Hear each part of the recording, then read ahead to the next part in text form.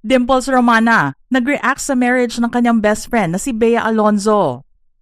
Matapos ngang lumabas ang mga balitang nagkaroon ng secret marriage sa pagitan ng aktres na si Bea Alonzo at billionaire businessman Vincent Co. Isang malapit sa buhay ng aktres ang natanong at nagbigay ng kanyang saloobin tungkol dito.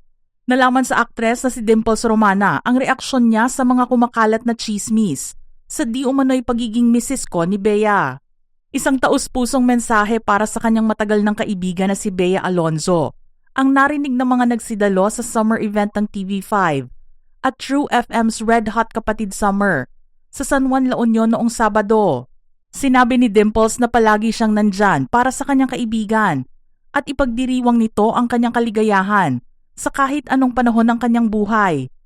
Ani Dimples, na host din ng morning show na Good Morning Kapatid. Ang ganda ng friendship ko with my friends in showbiz. They always say before like it's hard daw to have friends in the business. I disagree kasi kami nga nila Angel Locsin 18 years. Bea and I, we've been friends since I think 25 years na. I was 16 when I first worked with her and kay tagal kang hinintay. And I'm so excited to be part of her journey even until now. Naitanong din kay Dimples kung sila ni Bea ay nag-uusap at nagkakabigayan ng anumang payo tungkol sa buhay may asawa. Sumagot dito si Dimples ng oo. Pero sa kanilang dalawa na lang daw ang mga napag-uusapan nila. Of course, marami siyang nasishare. But yung pag-share niya, parang mag-share lang siya sa inyo. Baka magalit naman sa akin at ma-friendship over pa kami. Paglilinaw naman niya dahil kilala niya si Bea. Alam niyang hindi siya mapupunan nito kapag nagbahagi siya ng mga napag-uusapan nila. Pero dahil mas importante ang pagkakaibigan nilang dalawa, hindi niya gagawing magsalita ng kahit na ano. But you know, in terms of my friends, Bea, I don't think she would mind if I share. But of course, as a friend, hindi mo naman gagawin yon, di ba? Dito na nabanggit ni Dimples na sobrang saya si Bea ngayon sa kanyang buhay. Masaya rin siya dahil iyon lang naman daw ang gusto niya para sa kaibigan. But I just want you to know that she's so happy.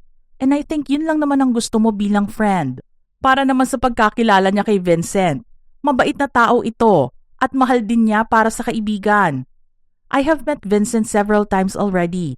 And what a warm guy. I love him so much. In fact, Boyet gets along with him very well, my husband. Hanggang doon na lang. Kaya naman para sa mga netizens at fans ni Bea, tila giveaway na rin ang nasabi ni Dimples sa panayam na yon tungkol sa estado ng relasyon niya kay Vincent Co. Wala rin naman kasing hangad ang mga ito, kundi ang lumigaya ang aktres, kasama ang taong makakasama niya habang buhay.